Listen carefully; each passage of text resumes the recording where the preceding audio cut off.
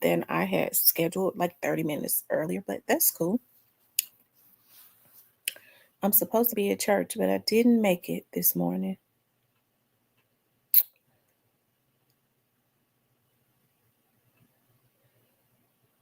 The notifications are not being sent out because my phone's supposed to have gone off.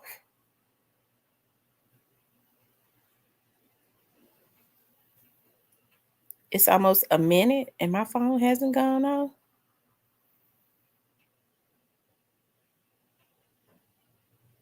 Hey, Miss Clarinetta. Hey, the Black Barbie.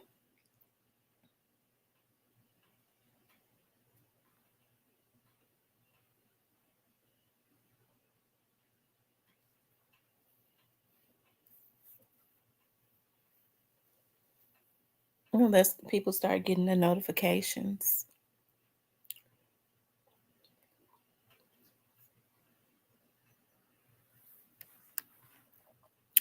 Hey, Miss Diane.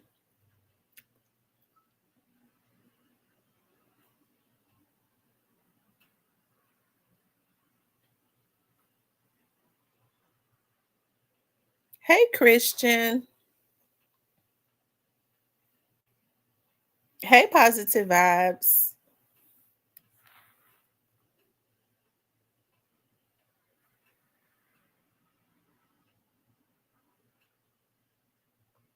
Hey, Gary. They're not sending out notifications because my phone didn't go off.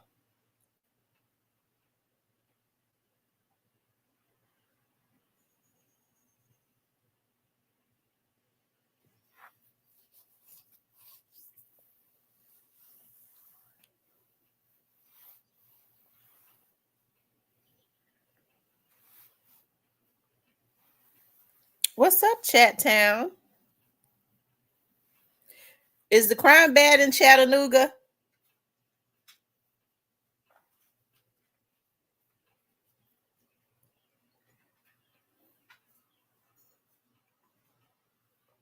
We're going to talk about we're going to talk about oh wow. We're going to talk about Memphis law enforcement has suited up and they've started Operation Code Zero because of all of the crime that's been going on in the Memphis area. Memphis is definitely in a state of emergency. Crime is off the Richter scale, okay?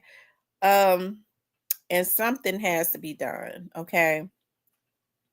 So I want to talk about that because the spotlight is on Memphis. I think the spotlight has been on Memphis since really since Young Dolph was killed.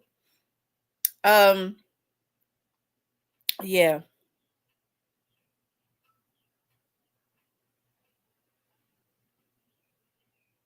But I think that the crime has started to really spiral out of control. Okay. And it looks like, it's hard to get a handle on it at this point in time.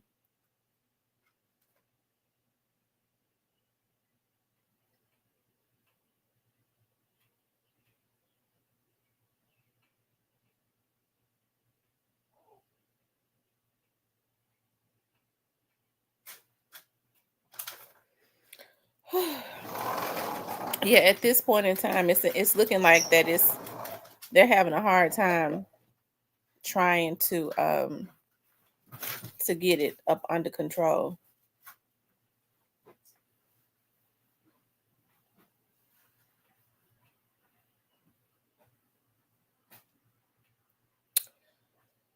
So we're gonna give some more people the opportunity to start coming in, okay? Um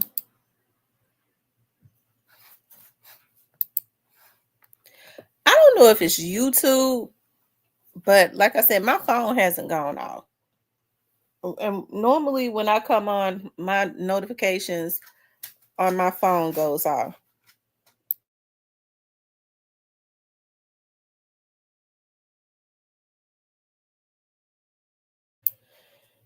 Hey, Miss Keita. Anyways, you guys, the sheriff's office, and I've always felt like the sheriff's office and the Memphis police should start back working together anyways, being metro, like they was one time before. um I think that helps to fight crime. When criminals feel like that there is no solution, no resolution, um, they kind of run amok. I can remember when there were a lot of burglaries happening in the Memphis area. Oh, it's been a lot of years ago.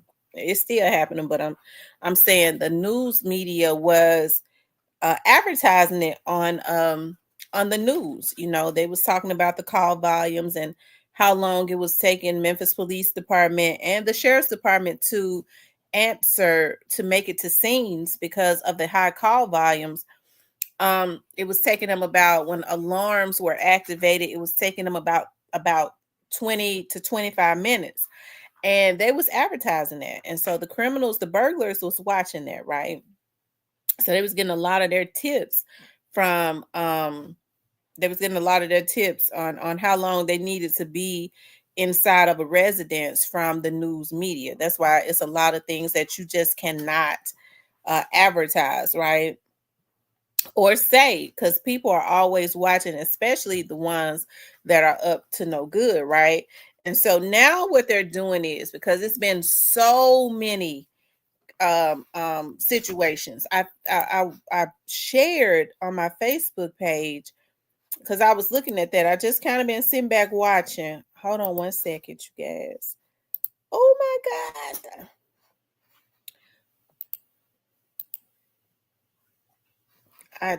I saw such a beautiful, beautiful, beautiful, beautiful girl on my Facebook page, and then I just had to do like a double take.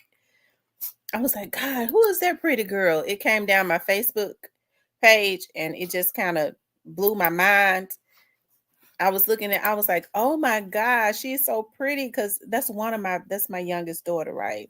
So I did a double take. It just kind of blew my mind, right? I had to show her. That was on her prom night. But I was sharing on my Facebook page. Hold on one second, you guys. What it was talking about, it has been so many shootings just in 1 week. Um Hold on. I've always felt like that the National Guard should be brought in. For some reason, the black politicians don't want the National Guard brought in. Okay, um, because hold on, you guys.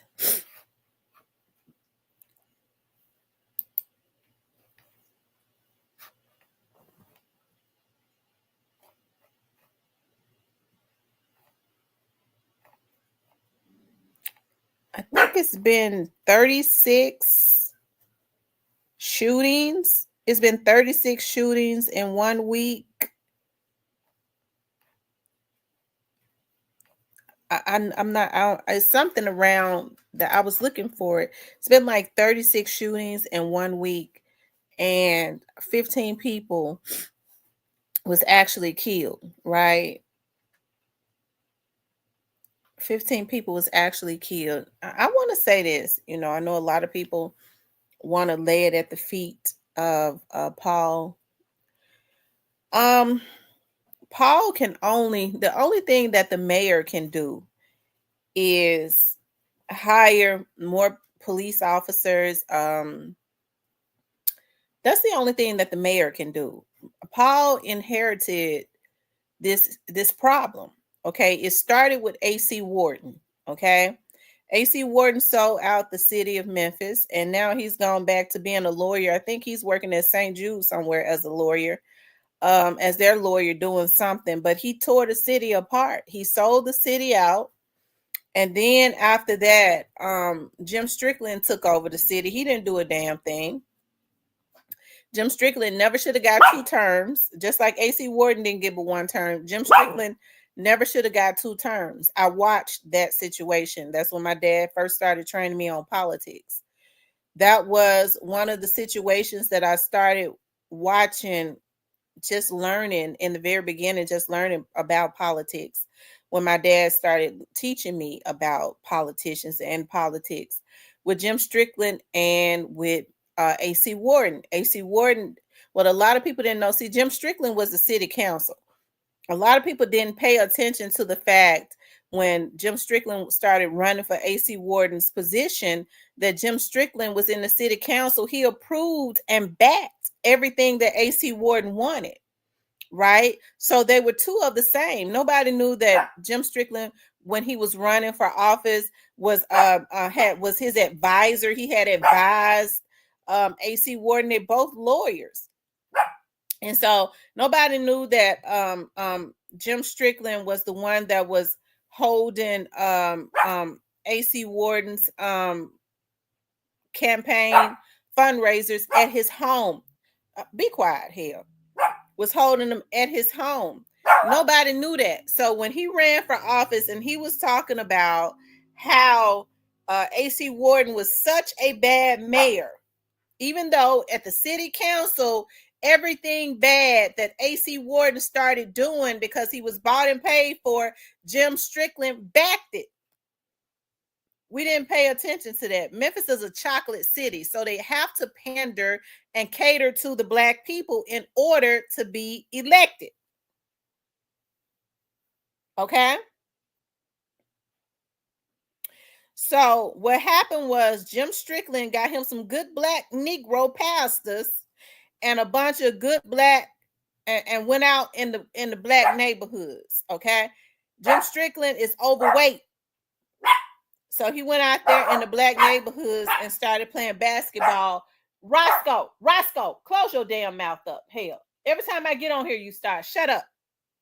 He went out in the Black neighborhoods, okay, and started playing basketball with the Black children.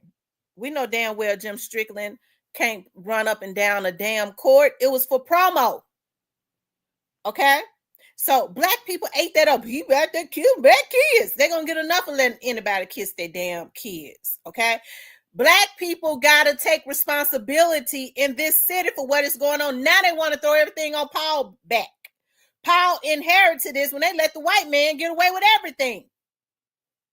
So now Paul has to try and fix this mess. He ain't been in there but about a good 2 years, maybe. He ain't doing nothing. Yeah, they weren't saying nothing when Jim Strickland was running up and down the basketball court. Now, let me just say this. Jim Strickland making a fool out of Black folks. Now, let me just say this. Jim Strickland did some things in the Black community now that you couldn't get a Black person, the Black mayor, to do. It's a damn shame. My dad was true about that. Some of these white politicians will give the Black community more than a Black politician. Now, I told y'all when Paul was elected, I said, Paul and them are good people. I said when I went to their church, okay? And it's funny because they invited me to their church last Sunday and I went. I should have got up and went this Sunday. I was tired. Paul's family has always believed in helping the community to get jobs. Paul, Dorcas, all of them have always had key positions. Their family has always believed in helping to help the community to get jobs.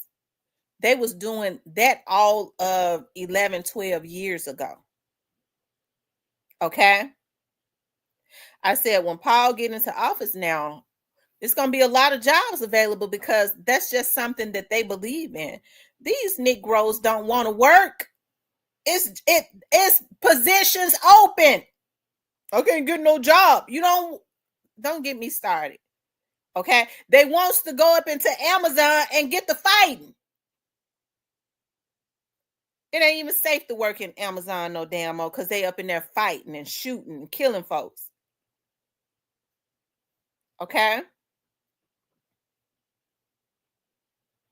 So now they want to throw everything on Paul Young's back when the resources are plentiful. Paul Young is very personable. He's a young mayor, and people want to blame him. It's his fault my son out here killing people's. How is it his damn fault? It's your fault. You didn't raise him right. See, we don't want to get to the nitty gritty, okay? The truth of the matter is these kids out here committing crimes because somebody in their household done failed them. We don't want to talk about that. Well, the blacks have been through a lot. Yeah, the blacks have been through a lot. Our ancestors went through a lot. These damn fools that's out here committing these crimes ain't been through shit. They spoiled. They mamas have ruined them. You know why she ruined them? Because she wanted to prove, even though she was a project girl, that her son could have the most updated shoes and he was never worth a damn. He deserved to go to school bare feet because he ain't never been worth a damn. She spoiled him rotten. The little girls messy because they listening to their damn mamas. Keep shit going, okay? And they chose the wrong damn men. You can't expect for a damn fool who ain't never been worth a damn himself to be a father. He wasn't nothing. He never was. We got to take responsibility. And then they get mad at me because I get on here hollering and screaming and saying, black people got to take responsibility. It's the only way that our community going to get cleaned up is we start taking responsibility. Paul, it's his fault. I get pregnant. You was out there, got in the back of a damn Hyundai and got your ass pregnant. Paul didn't do that. Okay?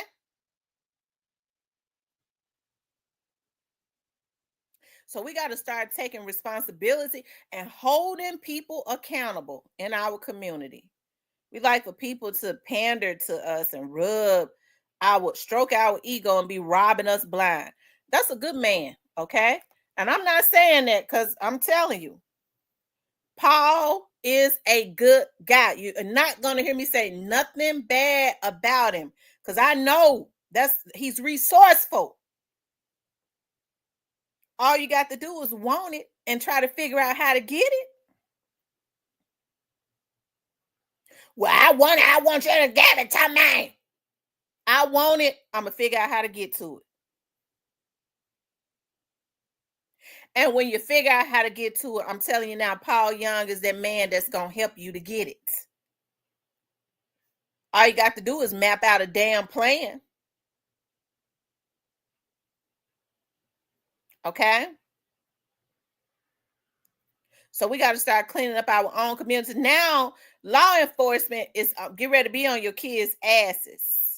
They already telling we don't get the parent community together so we can stop these police. They want Junebug to be able to be out there robbing and killing folks in peace. Y'all, it's something wrong with our damn community.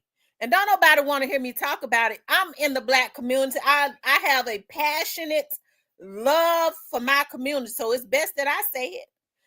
You know, I've had people talk about how I hate black men. I love black men. I know we need them, the good ones.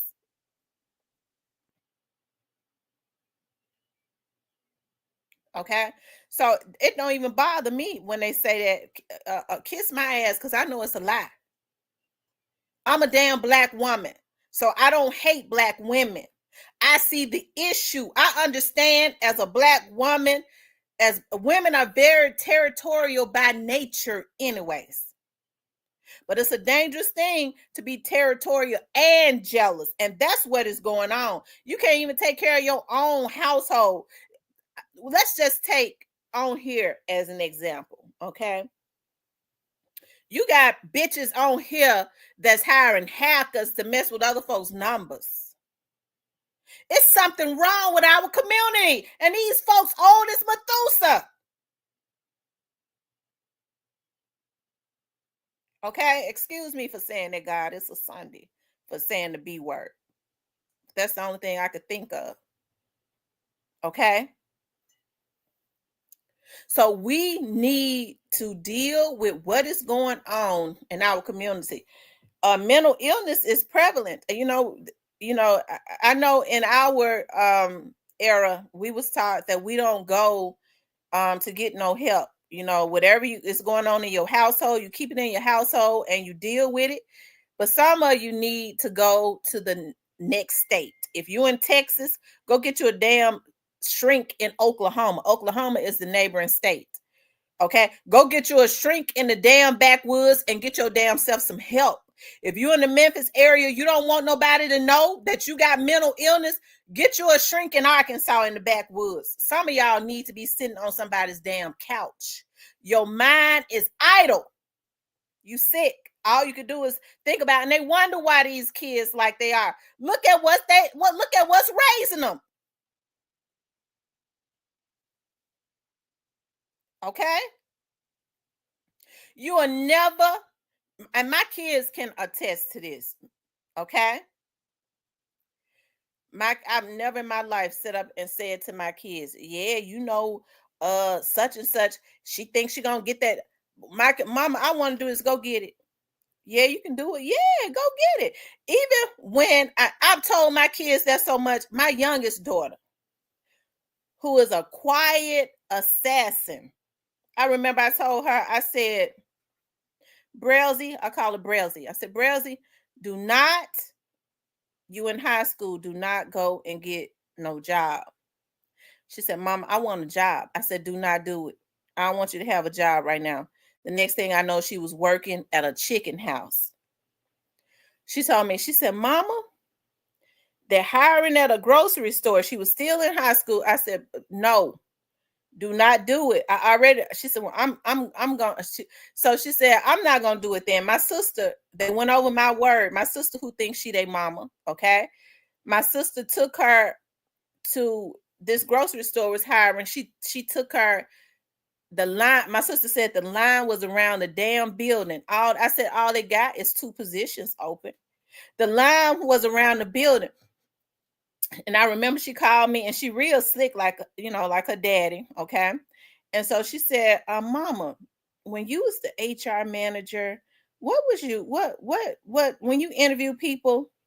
And she did it real slick. And I said, well, when we love it when people said, at the end of the interview, I look forward to starting my new job, when they was confident, as they knew they had the job. What do you expect of me? Say it with a lot of enthusiastic. She took her ass out there, and it wasn't but 2 positions, and got the position, made a damn fool out of me to tell her how to get it. And I had told her not to go and apply for it, and she got the position. Okay. 4 months later, she said, Mama, they trying to, they want to make me the assistant manager of the store. I said, don't do it. You get ready to graduate. She took that damn job. Okay. Just didn't mind nothing I said. Okay. And had me ready to go up there and whoop the store manager's ass because she saw a young girl that was enthusiastic. And she wanted to, she never would tell me who the store manager was, because I already got one of my daughters fired for going up there on the manager. I was up my way up there on that one. Okay. But my point was, I always told my daughters, okay, you can do anything you want to do. And so when I was telling her don't do it, she already knew that she could do it. And she did it. And she just kept, and when she got sick of that job, she kept saying, no, Mama, don't say nothing to the manager. She would come home crying sometimes because she's real quiet and good-hearted. Next thing I know, my baby had her a job with the government, okay, and getting ready to be promoted again. And she didn't use me to get it, okay, because I always instilled that on the inside of them. They didn't worry about other people or the odds that was against them. They weren't trying to trip up other people or throw daggers at other people. That's the problem within our community. A lot of these damn mamas, because a lot of these kids are being raised by single mothers. Now, single mothers can do, a lot of single mothers do the best they can, and they raise good men without fathers, okay? But a lot of these single mothers are setting bad examples, okay? And a lot of these fathers are too, because they are not doing what they're supposed to. I think it's a damn shame when I hear a man sit up and talk about he ain't in his son's or his daughter's life because the mama ain't humble. You was a damn good for nothing so-and-so, okay? Because nothing should be able to keep you away from your damn kids, okay? So that has to be cleaned up in our community, and that's a lot of what's going on. But I want to talk about this operation. Hold on, you guys. That they got going on, that they get ready to stop y'all kids, and folks is already pissing them on it. Junebug ain't gonna be able. They're gonna be trying to take Junebug to jail. They're gonna be beating up Junebug because he killing people. They want their kids to be able to commit crimes in peace. Hold on one second, y'all. I'm trying to pull it up. It's Operation. Okay, so now they got Operation 360. Okay, now this is one operation they got going on. This is what the sheriff's office got going on. Hold on one second.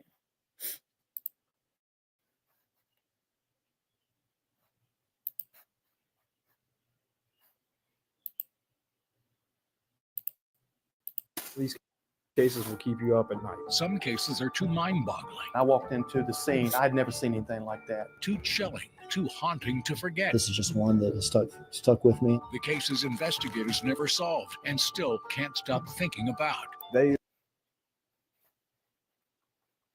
That's Sam right there. All right, good morning, everyone. My name is Anthony Buckner. I serve as the Chief Deputy of the Shelby County Sheriff's Office. So from time to time, the question comes in. Yeah, this Anthony right there. If you're in Memphis and Shelby County, vote for him. What can the Sheriff's Office do to help inside of the city limits of Memphis? And I think today's partnership shows our concerted effort and our interest in locking arms with our partners, with the Memphis Police Department, as well as the Tennessee Highway Patrol, to add a safer or create a safer roadway for the citizens of Memphis and Shelby County. And so we're dedicating 16 deputies for about 16 to 17 hours a day over the next couple of days to help patrol the 240 loop and 385. And so we have heard the complaints from citizens in Memphis. We've heard the complaints from citizens in unincorporated Shelby County regarding reckless and dangerous driving. And so we just want to make sure that we are locking arms together with our law enforcement partners to add a sense of comfort, to make sure that the citizens understand that, yes, we do hear you. But that's our part. But here's the part that we invite our citizens. Do not participate in road rage. We understand that when drivers cut you off or someone cuts you off, it can be a frustrating moment. We understand the temptation of blowing your horn. We also understand the temptation of cutting someone else off. But what we do know is that it leads to violence. It leads to chaos on the roadway. And so we want to do our part. We're going to patrol the interstate system to make sure we provide the safest roadway that we possibly can. But we also want the citizens, we also want motorists to partner with us and not display aggressive driving or display road rage. So I thank my partners. I thank my friends at the Tennessee Highway Patrol, as well as the Memphis Police Department. This wasn't a very long meeting. When the conversation came up about doing this operation, it didn't take all day. It didn't take a month to put together. All of us said the same thing. Yes, we'll participate. And so the Sheriff's Office not only will participate in this operation or this initiative, but other initiatives as well. This operation doesn't have necessarily a sexy name, if you will, but it's the interest in which we come together today to really create the safest roadway that we. Okay, so they're gonna be on the expressway, I guess, to stop. These fools that's been on the expressway, they jumps out and stop the cars and have their weapons in their hands and start doing donuts and stuff. They're going 100 and something in stolen cars on the expressway. Okay, hold on one second, you guys. I want to show y'all something.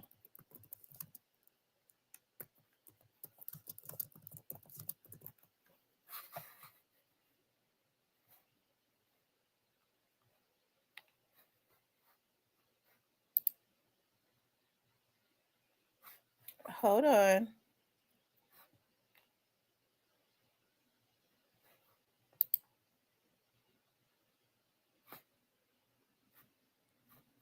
I guess they cut the video down.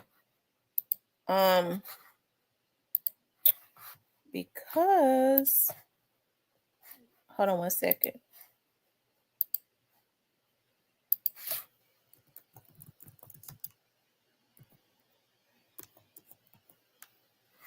It's Operation 360, and they did do a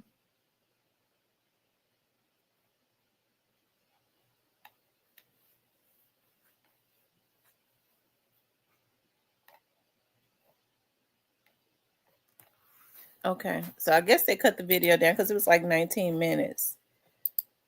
But anyways, they're going to be on the expressway.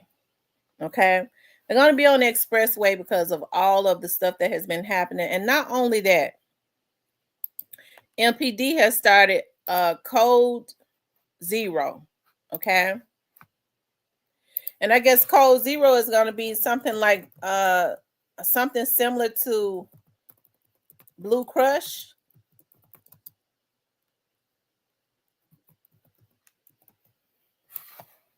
Hold on, y'all.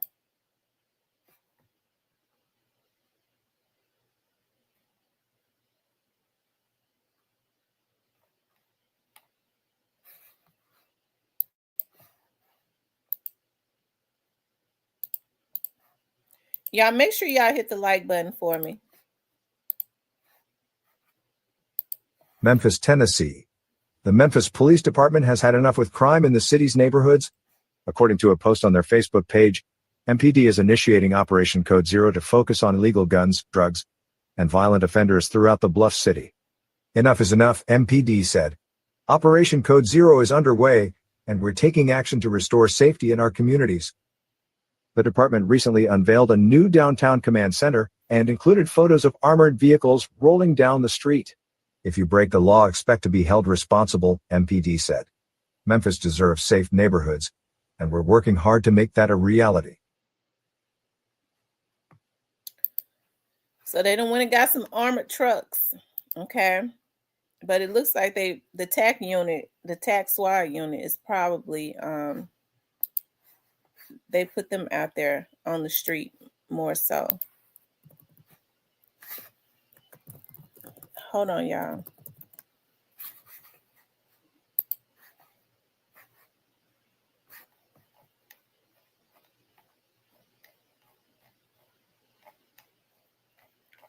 Y'all make sure y'all hit the like button for me.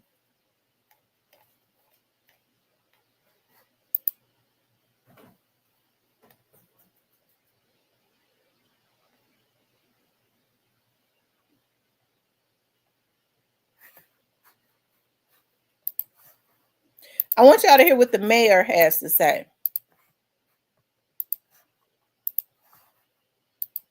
Memphis, Tennessee. The topic bringing business owners, a lawmaker, and city leaders together at the Raleigh Library quickly turned to the rise in gun violence over the last week. Police Chief CJ Davis said her department has investigated 28 homicides already in April, with 5 days left to go in the month. Sponsor message, then we're back. Live, breathe, fight. It's the Live, Breathe, Fight Tour featuring Tamala Mann, David Mann, Erica Campbell. Okay, I don't know what happened with that. It says she and Paul Young both talked about the role children having in all of this, as well as what parents can do to keep their children out of the line of fire. Mayor Young quickly addressed the deadly events in the city this week. As I think about the last couple of weeks, we've seen far too much violence in our city. It's been completely unacceptable, heartbreaking to see young people losing their lives. So they've had 28 murders in the month of April. Okay, a lot of those murders, the majority of them about underage kids. So y'all trying to tell me that that's the mayor's fault? I think some of these parents are going to have to be held accountable, because if you have minors that are out there killing, people, committing these crimes, then you need to be held accountable. Why don't you know where your child is if your child is a minor? Okay. So, people are going to be in an uproar about all of this, because folks claim that they want the streets and stuff to be cleaned up until it's Junebug and Lil Ray Ray, okay, that they start arresting and taking to jail, right? They want the streets cleaned up. They just don't want their sons and their daughters and their nieces and their nephews and their little cousins and stuff to be arrested. The game changed then. The police become the problem when they start arresting their relatives that are committing these darn crimes, right? I was looking at that a man was hit and killed running from the police this morning on the expressway. He jumped out running. I'm trying to find it. Y'all, this is the craziness that is going on in Memphis. This is what I'm talking about. Now, why would he jump out running from the police in the midst of traffic? Okay. Hold on, let me find it. Okay, a man was struck while running from the police.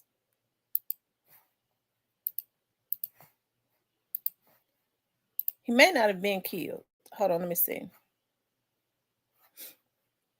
But y'all, this is the type of stuff that's going on. Tonight at 10, we're learning more about a deadly crash that happened near I-240 West and I-55 South, forcing part of the interstate to be closed for hours. Thanks for being with us. I'm Shay Arthur. Memphis police say a man was hit and killed by a car while he was trying to evade a traffic stop. WREG's Raven Copeland brings us reaction to the incident. Saturday afternoon, Memphis police attempted a traffic stop near I-240 West and I-55 South. When they tried to pull over the driver, they say a man got out of the car and ran. Moments later, investigators tell WREG the man was hit and killed by a driver in a 2018 Chevrolet Malibu. If you're going to do the crime, you got to do the time and stop running from your destiny, because at the end of the day, it sounded like the person was guilty. I'm sorry to the family, but it sounded like the person was guilty and they was running from what they had to deal with. They was running from their problems. Memphis police have not identified the man and have not told us why he ran from police on a busy interstate. Courtney Rounds, a Fraser resident, tells WREG it's important for the community to respect authorities. But I mean, if you've been watching the news, the police department said they're cracking down. So you just have to be careful out here. That's what I say. This month alone, Memphis police responded to 28 homicides in 25 days. The deadly gun violence has resulted in an increased police presence in Operation Code Zero, a law enforcement initiative that aims to combat violent crime. Everybody just needs to crack down on their kids and then let the police do their jobs and don't be crying and whining when it's time to face those charges, I guess. Rounds tells WREG poverty and a lack of guidance for the youth are playing a role in Memphis crime. However, the community must come together to fix these issues or the cycle will continue. Reporting for your... Okay, so I'm sure they'll find a way to blame the police. They had to pull him over. See, this is when I say we're not taking responsibility, and rest in peace. You know, I hate that happened. I hate that for the family, and I hate that for the person. But why would you jump out of a car? The car was probably stolen. Even if the car wasn't stolen, it still wasn't the police's fault. The police have a responsibility when they're pulling you over. Evidently, that was some type of violation. Even if it wasn't some type of violation, hell, they was pulling him over for a reason. Maybe he was speeding. You stop. Okay, you stop and you see what's going on. Instead, you pull over and you jump out in the midst of traffic running on I-240. Nobody in their right mind would do that, y'all. On I-240, hell, I'd be scared to drive on I-240, all them damn lanes. His was on the expressway.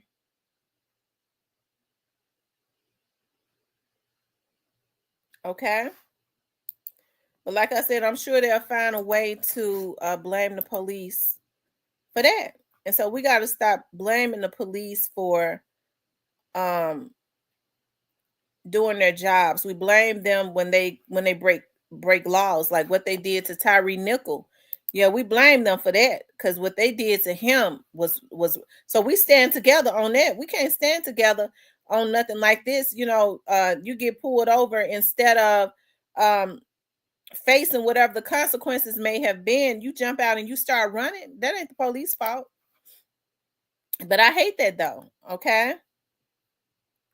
I hate that.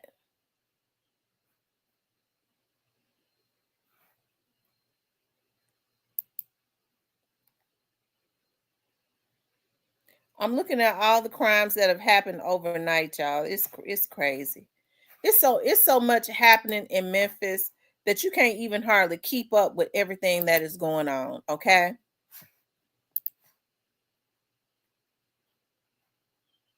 Investigators never solved and still can't stop thinking about. Another investigation on the interstate to tell you about tonight. A man is now hospitalized after being shot at I-240 in Walnut Grove. Details about what happened are limited at this time, but here's what Memphis police are telling us. That shooting was reported around 12:30 this afternoon. Officers found a shooting victim at I-240 in Walnut Grove. He was taken to the hospital in critical condition. A man has been detained. These cases.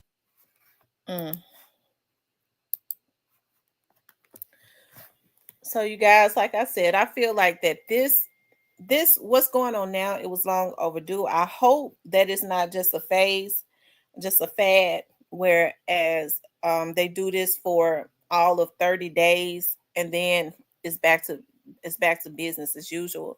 And another thing that's going to happen is the drugs that are being put on the street, they're going to have to start combating that too.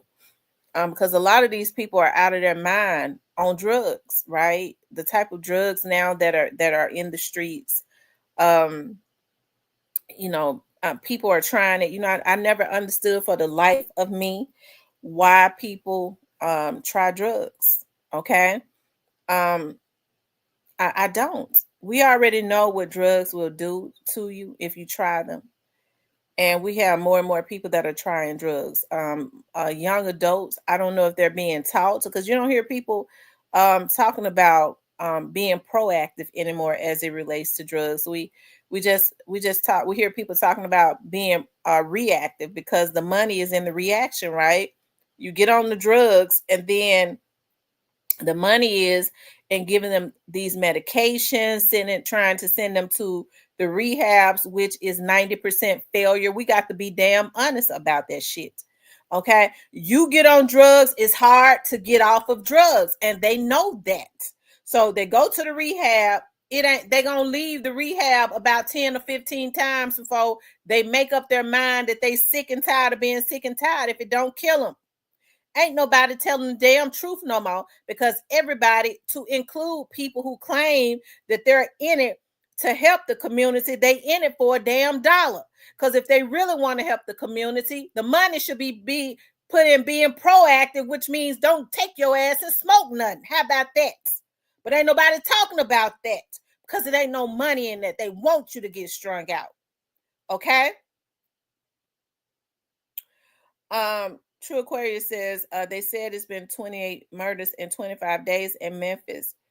Yes, it's absolute insanity. So ain't nobody telling nobody not to. Well, if you get on drugs, there's always a rehab. Ain't nobody talking about, they're not talking about the H to the I to the V no more. The only thing you hear them talking about, because the pharmaceutical companies have bought out everybody, is once you get the H to the I to the V, you can live longer. They ain't trying to do nothing to prevent it. Okay, who wants to live a life like that? I'm not talking about nobody that is, but if we can help to prevent it, the money should be in the prevention. Okay? But instead, more of the money is in the reaction, meaning after you go and you subject yourself to these things, then we put some things in place where you can come and you can get, the government to pay us this and that to help to try to get you right again. When the truth of the matter is, these drugs now is frying their brain. They're never right again. Their brain is flat out scrambled eggs. Okay. So you go and you get on meth, you get on fentanyl, you get on all of that. I mean, you never really right again. Whereas if we need to start teaching about not going and getting on this stuff, right?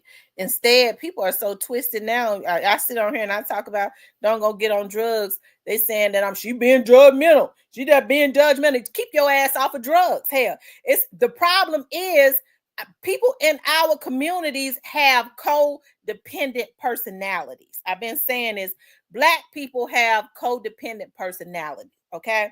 That codependent on every single thing, codependent on somebody else's story.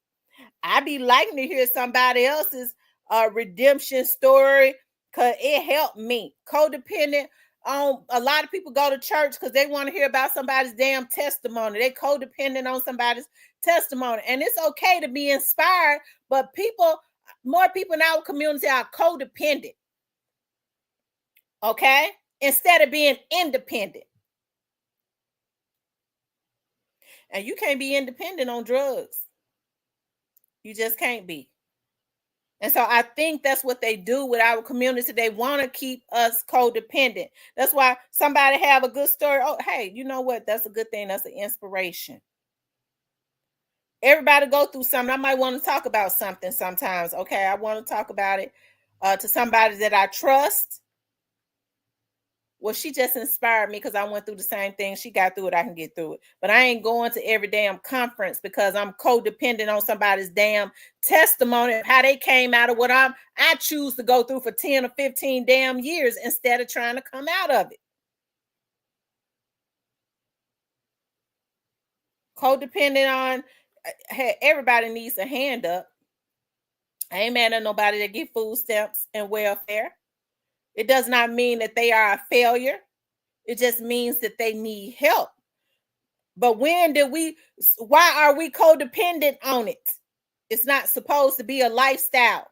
You shouldn't want your kids to see you from the time of birth all the way up until they 18 years old waiting on some damn welfare and food stamps. That's almost like learned behavior for them. They think it's okay. Okay? I agree with you, the smallest podcast. They are enabling and programming mental illness into us all. Absolutely. It's a programming. So when somebody like me get on, she ain't got it all together, show down. I wish I could get some food stamps high as groceries is. But I have to come out of my pocket. Okay? Everybody needs some help. You're not a failure. But all of this stuff, let's just be honest, all of these things that they have made available to these young women and men, okay, because a lot of these men on food stamps, ain't a damn thing wrong with them, but don't want to get up and work. They want to, they want to lay in bed and look at the soap operas with their thumb in their mouth and their thumb and the other thumb up their damn asshole. That is the truth. Okay? So, all of this stuff that's available, why not use it as a hand up? Okay, so they paying for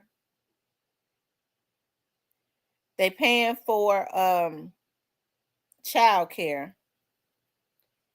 Hell, they pay for them to go to college. They have grants for these girls if they want to continue their education while they are on government assistance. You can go to college. Well, you know, I had win and I had got yeah, see, we got to stop wanting to be the bare minimum, y'all. Well, I'm not talking about nobody because we all need some help. Hell, I be struggling. All them damn overheads I got. But listen, well, you know, I went and I had, I'm a CNA now. And that's a good thing. If you didn't have a job and you went and you got your certification and you are a CNA. But if the government gonna be paying for it, why don't you go be a RN? The government paying for it anyways. Stop accepting the bare minimum. So now you're a CNA, you might be still struggling unless you use your mind to open up some type of business where you're sitting with old people. And I think that's what they have programmed us to do, you guys, is to accept the bare minimum. Well, you go from getting welfare to getting a little certification that they paid for you to get. You should be proud of yourself, but you're still struggling. Go and get the most. You're going to have to work harder. Your ass is going to have to turn some stuff away in order to get what you want. But go through it and get the most out of it. You ain't got to hustle. You ain't got to be sleeping around with nobody. You ain't got to be trying to shice nobody. Go get your stuff. But ain't nobody teaching our community that. I'm not happy with the bare minimum. I want the most out of everything. Okay? My dad taught me that. That's what they taught the slaves. I don't have a slave mentality. Okay? My dad said when he used to be in meetings, with a lot of these rich white power brokers, he said they used to say, you know, the thing with African Americans are they don't ask for what they want. If they need a $15,000 loan, they'll say, well, you know, I don't want to be greedy. If you can just give me 8 of it instead of asking for the whole damn 15, that's what you need to get your shit off the ground. Because we've been taught as slaves, well, you know, we shouldn't ask for too much. I want everything. Okay, I ain't taking nothing from nobody else. I'm willing to work for it, and I want the full thing. That's what people want. That's what they bet on. Well, you know, except for when it comes to us, we want to take everything from each other.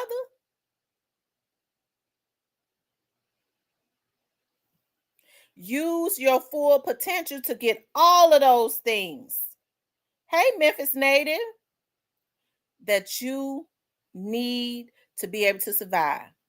Not take nothing from nobody, not get it off the back of nobody. Because I'm telling you now, you're building a damn sand castle. We have a habit of sitting up laughing and giggling when we think we done got over on somebody. Your ass ain't got over. You just created bad karma. Use your full potential to get everything you need. Okay. And you got it on your own by getting your own contacts, garnering your own relationships. Okay. And you got it the right way. So you built a firm foundation. But we don't teach that. So you just got off of welfare and food stamps and you went and got a certification and you still struggling? No, it's there for you. You want the bare minimum. You're going to have to work harder to get more. So I'm going from welfare and food stamps to being a damn registered nurse. I know I'm going to be able to take care of my family now. I'm going to have me a damn new house and it ain't no Section 8. I'll gladly give up this Section 8 house. And if I like it, I'm making enough now to ask the owner to sell it to me. We ain't got that type of mindset. Well, you know, I just want to be able to, Trump gonna take my food stamps. That's what we be worried about. We don't like talking about that. That's all we be worried about. Paul Young, the reason my son out there killing. He won't put the police to stop him. Or he the reason that somebody else's son killed my son. Hell, your 15-year-old son was out at 2:00 in the morning when he got killed. You the reason that he was killed. Don't nobody want to take responsibility for their own issues.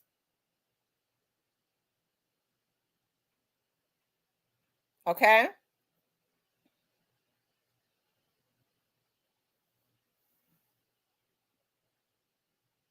When I was getting them grants last year, and I'm getting ready to get them again this year. They asked me how much you want. I said, what's the limit?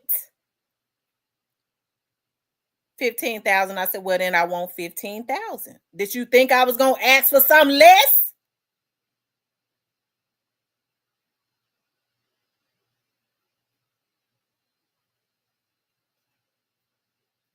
But that's what we do.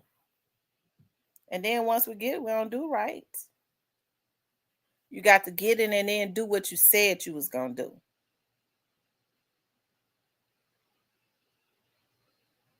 Get it and do right. I think about them PPP loans. So many black people. I remember I was sitting up in the bonding company when them PPP loans were being distributed. I didn't even know what a PPP loan was at that time. That's when COVID had first hit. And I remember one of the girls, she was up there. She had just bonded out. She had just bonded out, and she was mad because she had to come back up there and sign her bond, and then she was waiting for a ride. And she was just sitting there. I mean, she was going in. She said, "That's all right. I can't wait till I get my PPP loan so I can go buy me a car." Now, anybody else, because this is the mentality of our people. I'm not saying that it's right, but you get a PPP loan and they went and got their asses done and they still whopped. Okay? They went and got new teeth put in their head and they still too big to close their mouth. They went and got cars that was nothing but lemons that they can't even start up today. But they didn't take their money and at least try and go start a real business to make some money. So when it came back on their no good asses, they could say, well, look here, I can go ahead and pay it back, because they give you an opportunity to pay stuff back. They know you can't pay it back. You didn't try to put yourself in a position to be able to pay it back. You saw folks sharing lobsters and steak and stuff. Restaurants went out of business because they was up in that, they done ate all the damn, they couldn't catch enough shrimp and lobster and stuff to keep into the restaurant. They never had a damn steak before in their life, and they sharing it all on Facebook. Okay, you could tell when somebody ain't used to nothing. Okay. My dad used to say, if you ain't used to something, you better act like you is. You could tell when they ain't used to nothing. They sharing it all on Facebook, they steaks and stuff. Who shares a steak? Okay. On Facebook. That means you ain't used to it. Who gives a damn about a steak? They was going all on vacation, all in Florida, okay? Taking trips, had never been on a damn airplane before in their life with the PPP money. Instead of trying to put themselves in a position that when it came back on them, they could just pay the money back, okay? This is what happens in our community. And somebody's sitting their asses in the damn bushes now saying she talking about blacks, but white people is do it too. And that's another thing. Black people get on my nerve. I worked for the police department for so long. I've been in law enforcement for 25 years. And one thing that has never changed is when black people do stuff, the first thing they say, you hear black mamas say it all the time, black families. Junebug went in there, he killed and raped all them people, and they want to get him life, but a white person do it, they didn't get him life. They feel like anything heinous is okay as long as a white person do it first. Well, the white people has been messing with little girls, so that make it right. It's something wrong with our community, and don't nobody want to talk about it. When I see people like that, when I go, well, you know, this person, he was messing with a little girl, he 50, and he messing with a 14-year-old. But you know, her brother married a white woman, and she was 14. I say, that's a damn freak. You's a freak of nature, you's a pedo, and you sick. There's something wrong with our community. You can tell a lot by a person. All you got to do is have a conversation with them.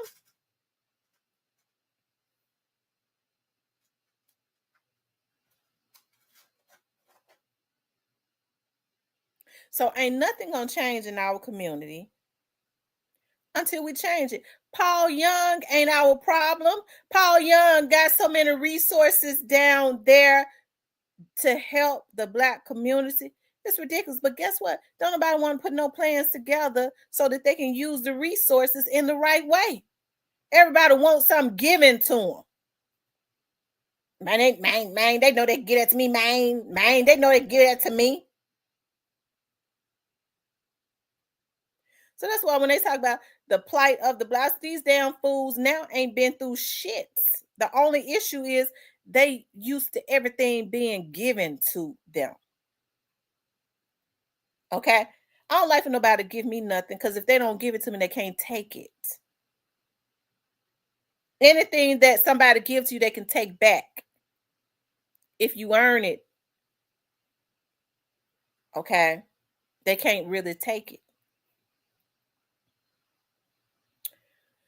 So Memphis law enforcement officers have suited up in Operation Code Zero, and I hope that they continue this Code Zero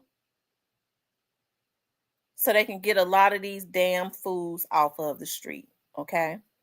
And so it ain't no need, and none of these parents screaming and crying, talking about Junebug going away for life, when they got the opportunity to stop Junebug right now, okay? So it ain't Paul Young's fault that these damn minors are out there killing people. It's their parents' fault, okay?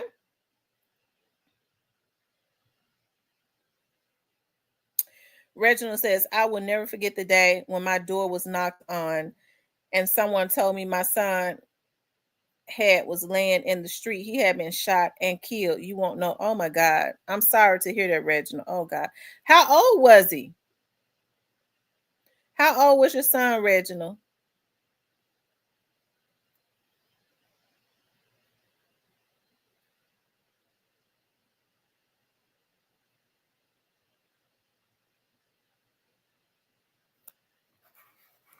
Yeah, let me see how many likes we have. Y'all hit the like button for me.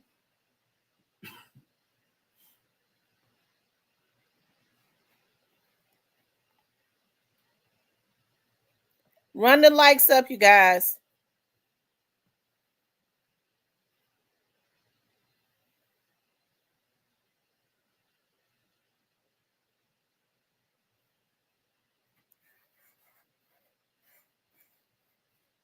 Okay. Y'all hold on 1 second.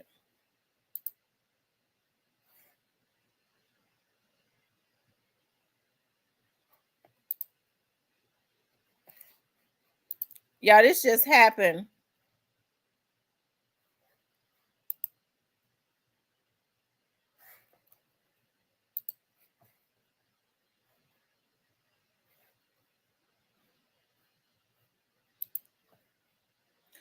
This is from the other day. He was a child.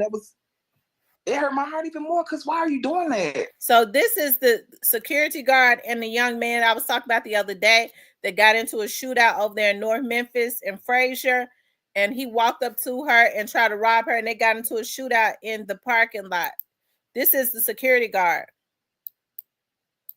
I thought he was grown. When they came back and told me he was a child, it hurt my heart even more, because why are you doing that? A child. New at 10, we're hearing from the woman who police say had a shootout with a 16-year-old at a shopping center in Frazier this week, as police say the teenager tried to rob the victim. Now, the victim telling me she actually gave that teenager money before he shot her.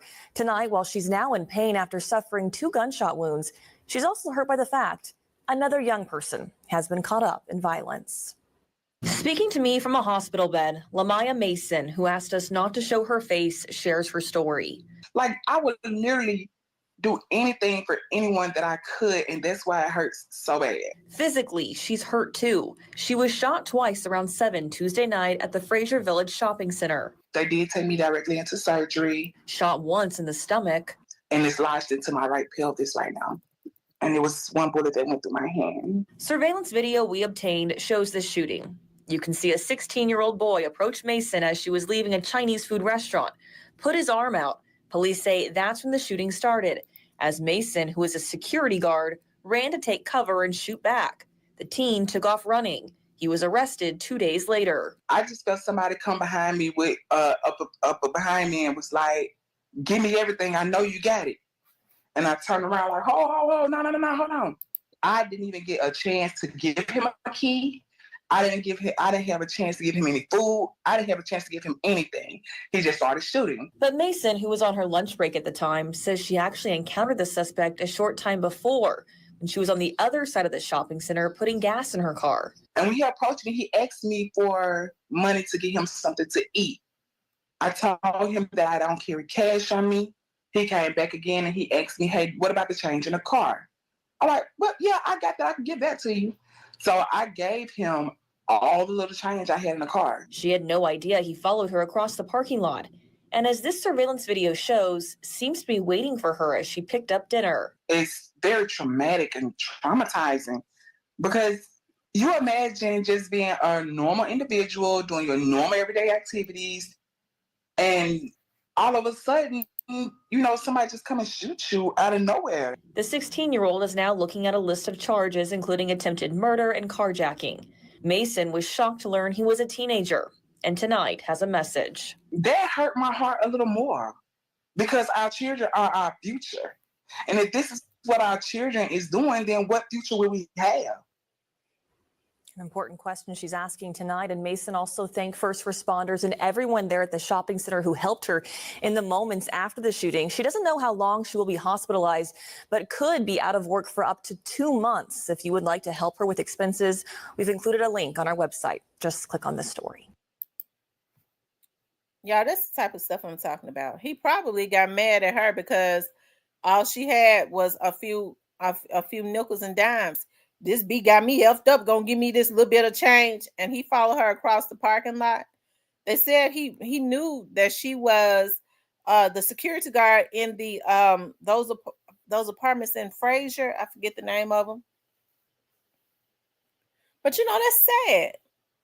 That's sad, y'all. And he might have been mad at her about something else. Who's to say that she didn't put them out of those apartments or something went on in those apartments and she does security over there in those apartments and somebody sent him to do something to her.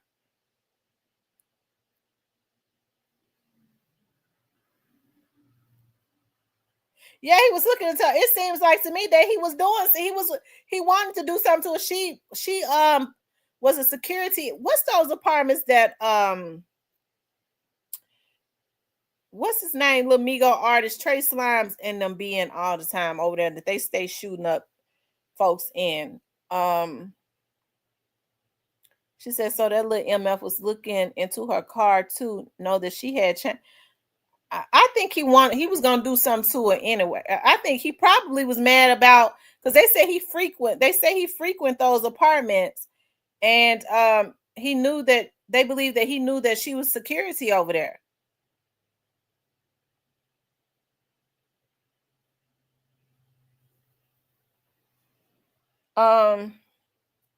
Ridgecrest. She's the security over in Ridgecrest because he asked her for the change that's in her car. He's trying to get her to engage with him. If she had not given him that change, he probably would have shot her right then and there. Seemed like to me he was looking for a reason to shoot her. Because why would he follow her after she get him the change?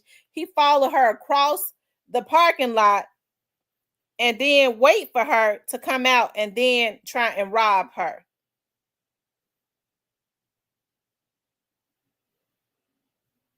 Okay.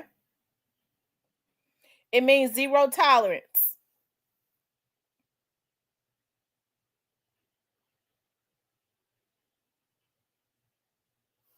So it's just something weird about that. Because we know now a lot of these young dudes, they so emotionally messed up.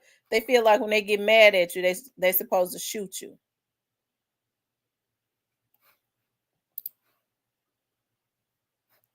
Hold on, you all. It says a man was critically wounded after a shooting overnight in Northeast Memphis, police said. At midnight,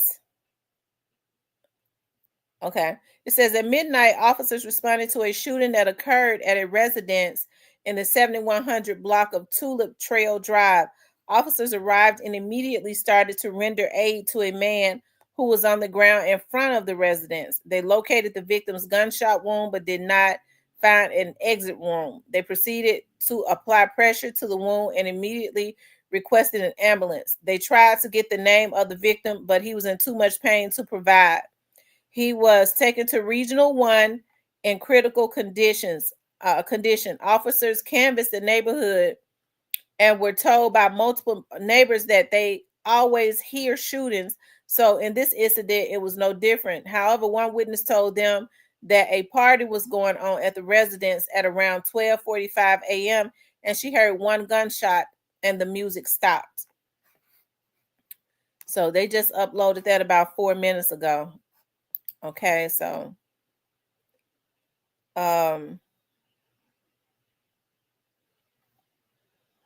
yeah.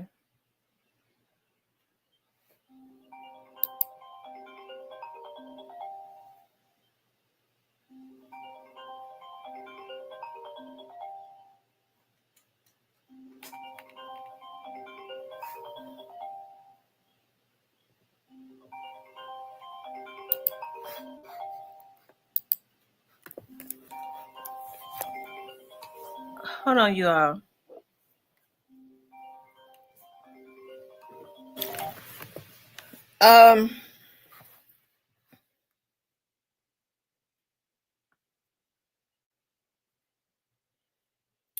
And now it seemed now I don't think they arrested people without probable cause. It seemed like to me they ain't arresting enough people. They need to arrest more than what they've been arrested. Maybe they'll stop a lot of these damn fools. Okay, so it says that MPD tries to reassure public amid surge in violent crimes. The Memphis police is trying to reassure residents that officers are patrolling the streets and protecting the public following a violent week and following a violent week and month in the city.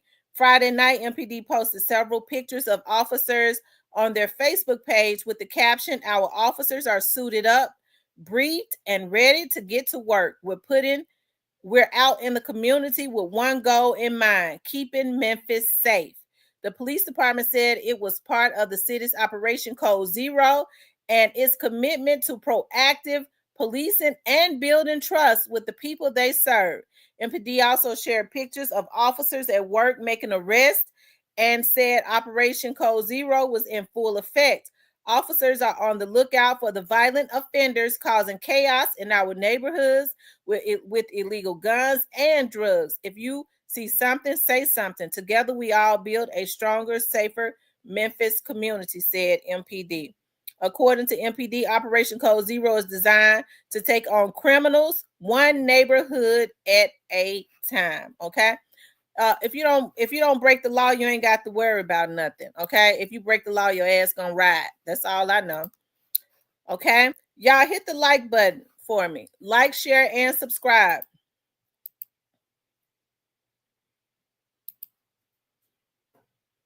So that's the fugitive unit that arrested him. So he had a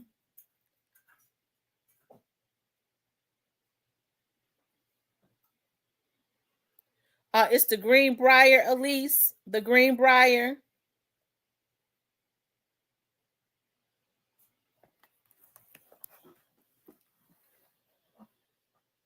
Y'all hit the like button for me, please. Like, share, and subscribe. Yeah, it's just too much going on in Memphis. It is. It's too much going on.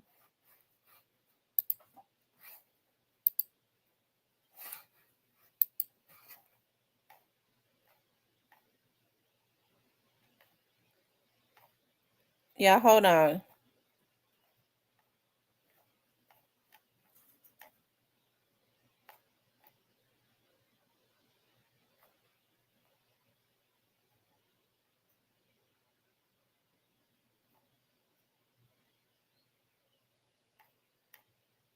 Hold on, you guys. I'm looking at something.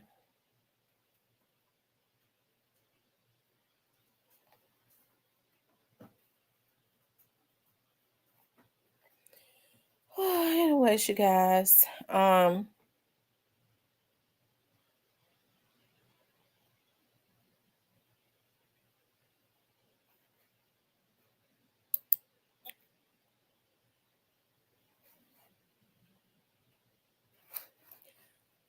do want to show this, because people are always talking about that.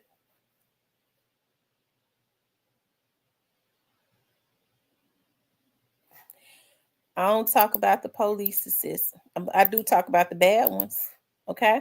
So they're saying it's something about this case that I never, it always did something to me to talk about this, really, because of just how And bad still they can't made stop the thinking about. law enforcement officers Breaking look. news first at 10. A jury has been selected in the state trial of 3 former Memphis police officers accused in the beating death of Tyree Nichols. Good evening and thank you for joining us. I'm Stephanie Skurlock. And I'm Greg Hurst. The jurors were selected in Chattanooga, hoping to find an impartial jury, people who haven't been inundated with the facts of the case. Former officers Tadarius Bean, Demetrius Haley, and Justin Smith, along with their attorneys, were in the courtroom for jury selection. That trial will take place in Shelby County. 6 men and 10 women were seated. There are 12 jurors and 4 alternates. That trial is expected to take 2 to 3 weeks. WRAG's April Thompson will be in the courtroom beginning Monday morning and will bring us gavel to gavel coverage. They said These she cases worked will in keep you up at night. Ridgecrest Apartments. They said she worked in Ridgecrest Apartments. Hey, Miss Tyranny. They said she worked in the Ridgecrest Apartments.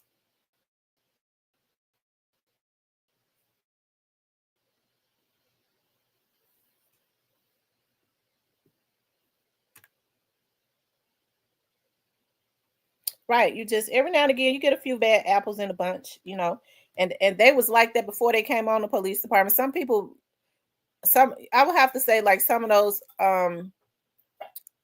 those officers, the bad ones, when they get on the police department, they come on with the wrong intentions. Okay. I told y'all a long time ago, the bad ones, what happens is when they come on mistreating folks, they go become a police officer because, when they was going in high school, they was all through school, they was bullied, they got their ass tore up cat raggedy. And so they go and become a police officer to try and be a bully. Okay. And to get a woman. Because for some reason, these damn empty head girls think these police officers, especially the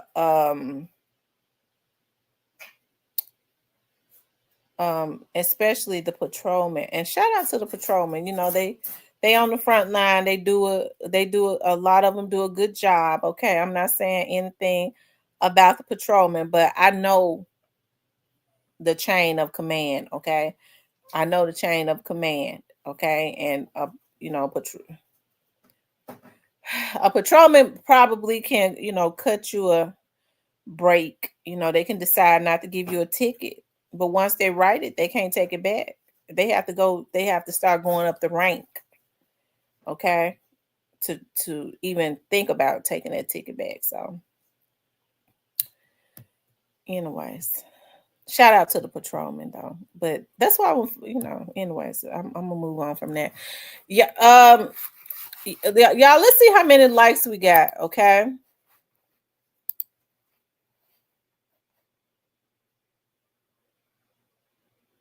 Okay, y'all, we need 25 more likes. Okay, if you haven't supported the channel, please do support the channel. Okay, you can support the channel via he says more bad criminals than bad police officers. I agree. That is more bad criminals. And hopefully listen, in order for the crime to stop, it's like a community effort.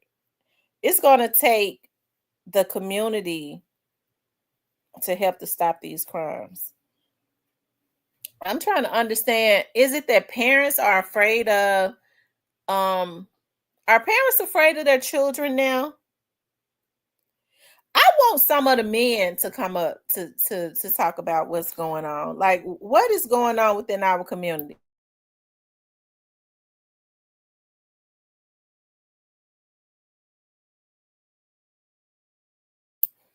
I want somebody that is a father to talk about what's going on.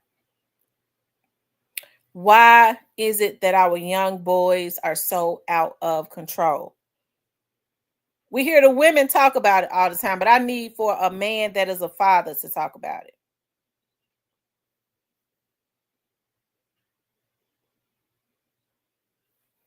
Okay, send you the link. Okay.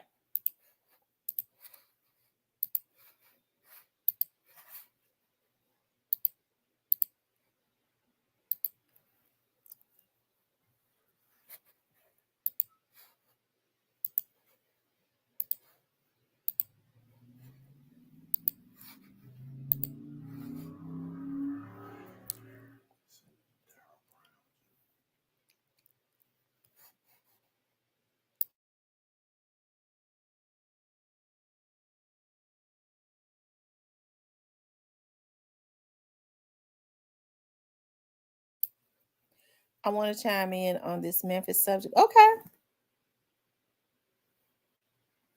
They're not afraid of not afraid. They furnish with their kids. Daryl Brown, you wanna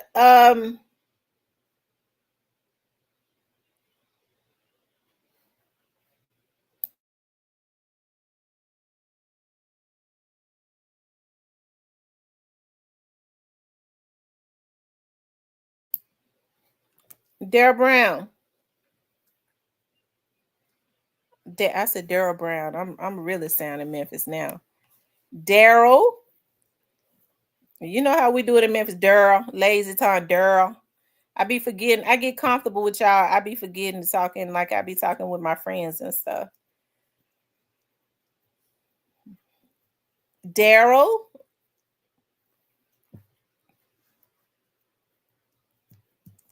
I remember saying, listen, y'all, I saw Daryl in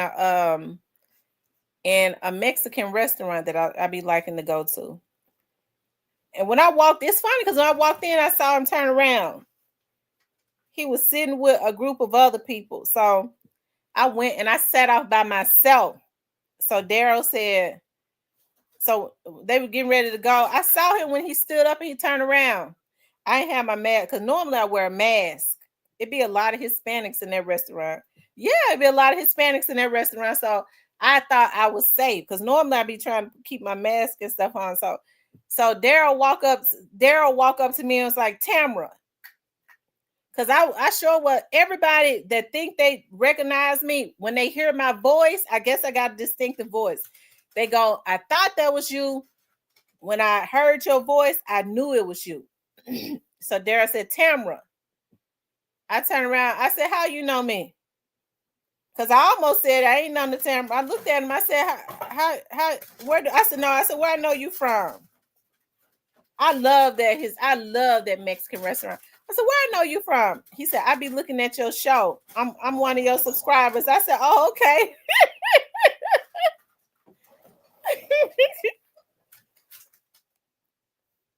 Yeah, he said, I'm one of your subscribers. I said, Lord have mercy.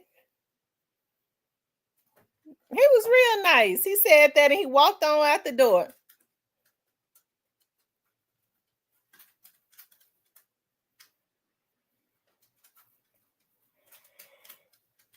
Y'all we went on Mr. Parker. I want to hear from these men, the fathers. What is going on? Okay. Oh, you was on lunch break? Okay.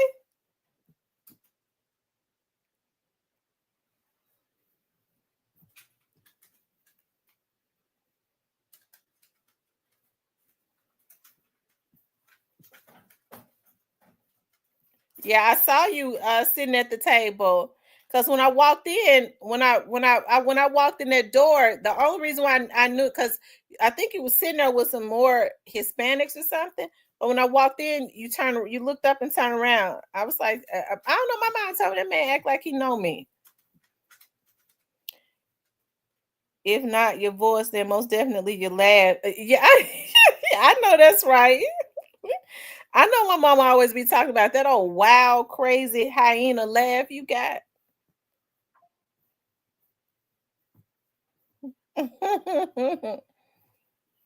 And then when I get real tickled, I be laughing so loud. Just country. It's another guy that be on here that works at Cash Saver. Is one of my favorite stores. I likes to go into hold on, Mr. Parker. I likes to go into Cash Saver to get those delicious red apples because they're really good. And I be going in there to look for, like, sometimes they might have like cheap roast in there. So I was in line, right? And I had my mask on. So it got hot. So I put my mask down, and the cashier, the guy, I think he's a manager there. And so I saw him staring at me in line. So when I got up there, he asked me something, and he said, "I wanted to hear your voice." He said, "You Tamara." I said, "How you know that?" He said, I be looking at your show. He said, "I thought that was you. Then when I heard your voice, I knew it was you." What's going on, Mr. Parker? What's up, TT? How you? I'm good. You want to weigh in on what is going on? Why are our young men? I know you said you have sons. Why are our young men out of control?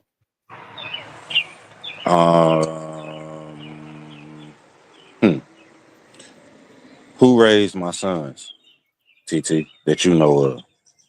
Well, I remember you saying that you raised them. Oh, okay. So who didn't raise them? I guess that would mean their mother didn't raise Their them. mama didn't raise them. A woman can't do a man's job. A man can't do a woman's job. Now, either a mother or a father can do their best, their absolute best, to raise a child of the opposite sex from them, but it ain't the same. Mm-hmm. If your daughter's father had raised them, they might not be who they are today. You talk very highly and very glowingly of your daughters. Well, part of that you have to pat yourself on the back for. You raised them. Mm-hmm. But if you had sons and you put the same effort towards raising your sons, I mean, I'm just being honest, it's hit or miss. It's 50-50. I mean, the thing is, like, when it came to me raising my boys, because I had them from 7, 6, and 5 all the way up to adulthood on my own. And the thing about raising my boys was, well, I say 7, 6, and 5. My daughter was 6. But my 7-year-old and 5-year-old, I raised them to adulthood. And me being a man, I once was a young boy. So I was a 7-year-old, a 5-year-old. I was a preteen. I was a teenager. I was a young adult. So anything that they tried to do as far as getting over, I recognized it before it happened. I was always 2 steps ahead of them. Mm-hmm. You typically can't say the same thing for a mother when it comes to her sons. Furthermore, a lot, not all, a lot of mothers put their sons on a pedestal too fast and too high. They either do one or the other. If a single mother is raising boys or a boy, she typically does either one of 2 things.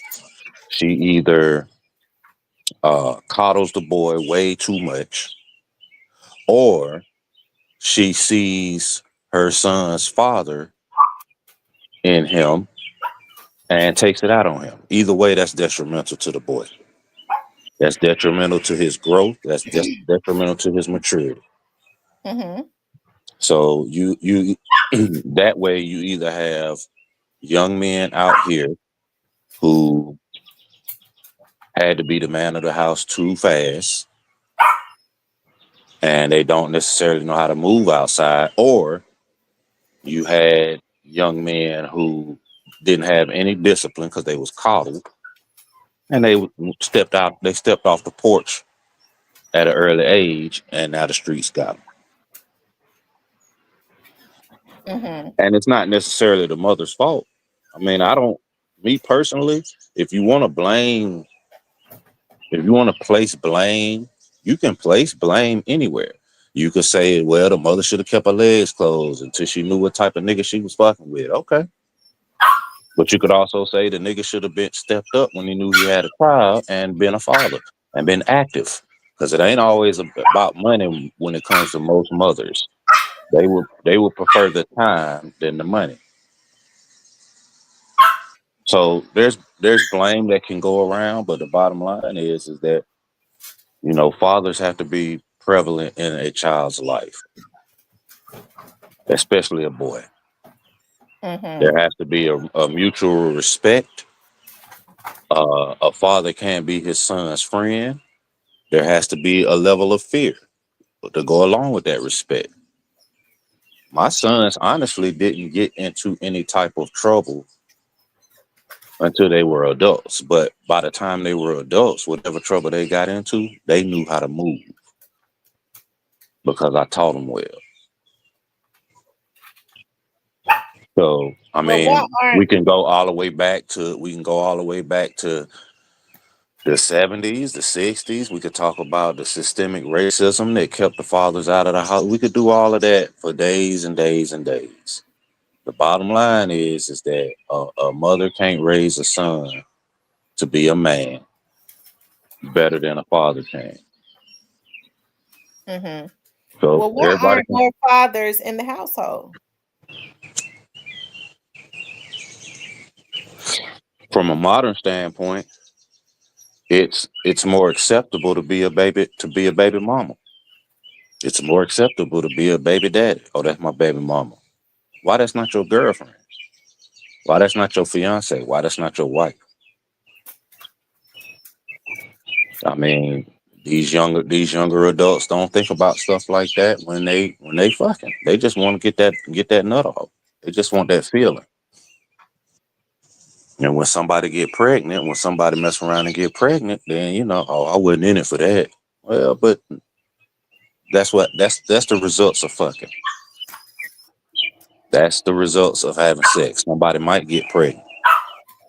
You get pregnant, you gotta own up to your responsibility. Mm-hmm. I think that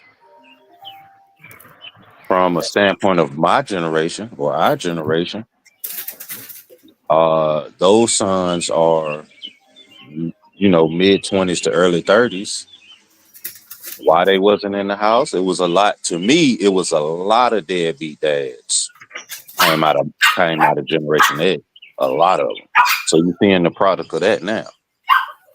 Justin Johnson's father, who is his father? I've never heard a thing about his parents, period, but definitely not his dad.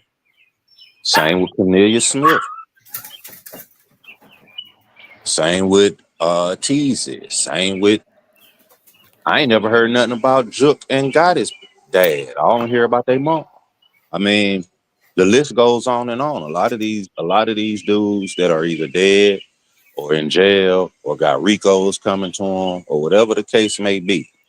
So-called serial killers like King Von. A lot of these dudes, you don't ever hear nothing said about their dads.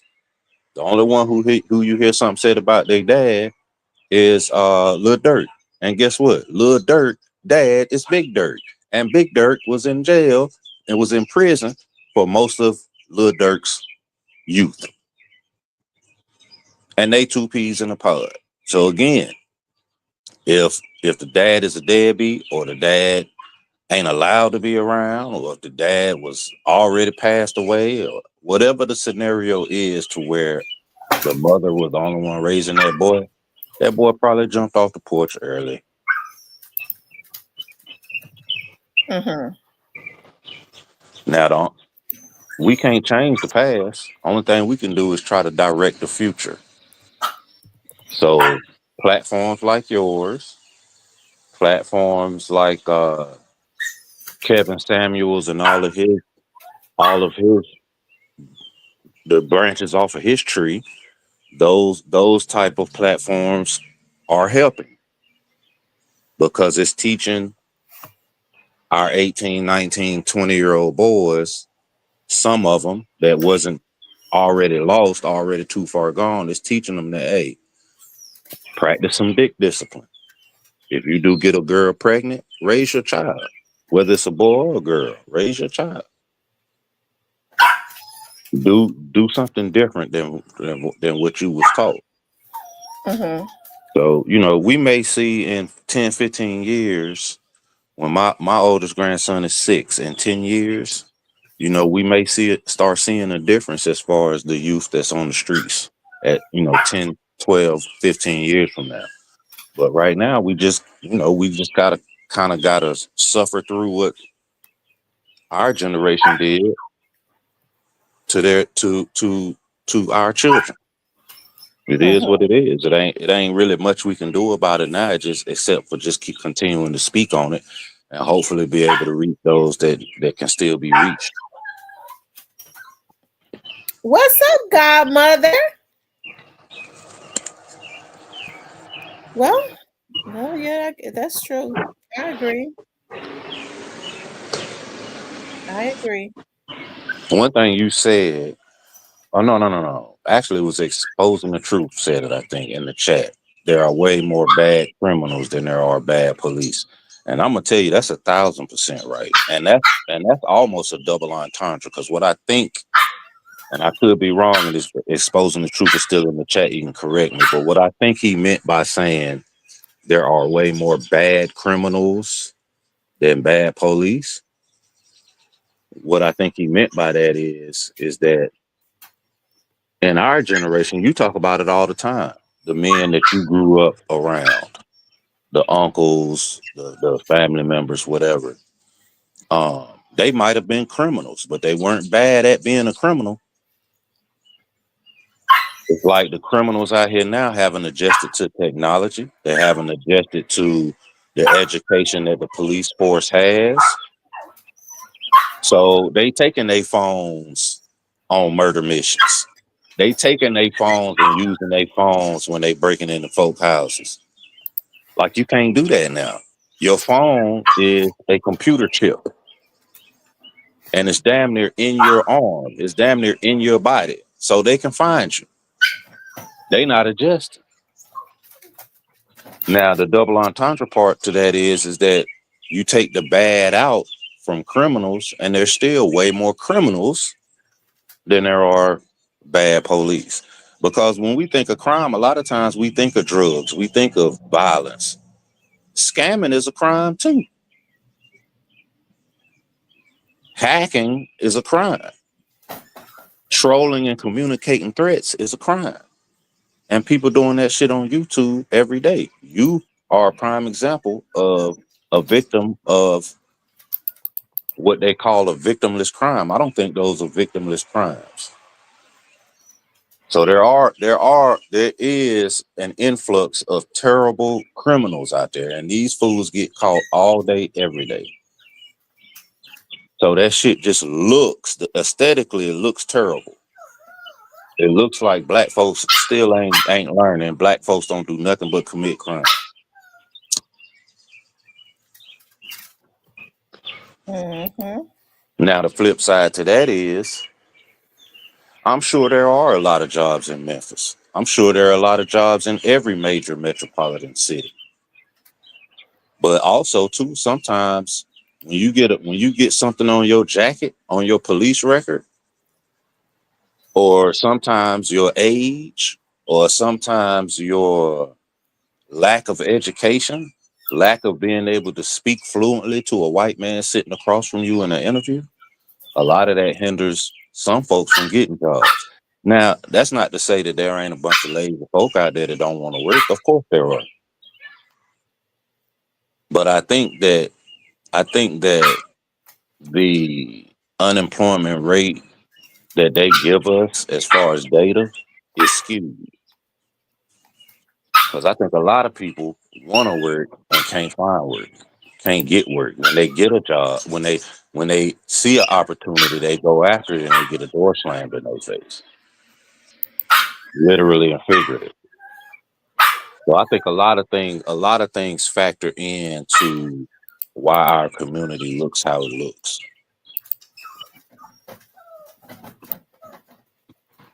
Mm-hmm. It's sad, but it just means we got a lot of work to do. Just means we got a lot of work to do. You know, when I think about YouTube, for example, platforms like yours, this live right now should have 10,000 people in it. And this is no knock on Corey Holcomb, because I watch Corey Holcomb, but his live on Tuesday nights, where he come on pretty much anytime he want to.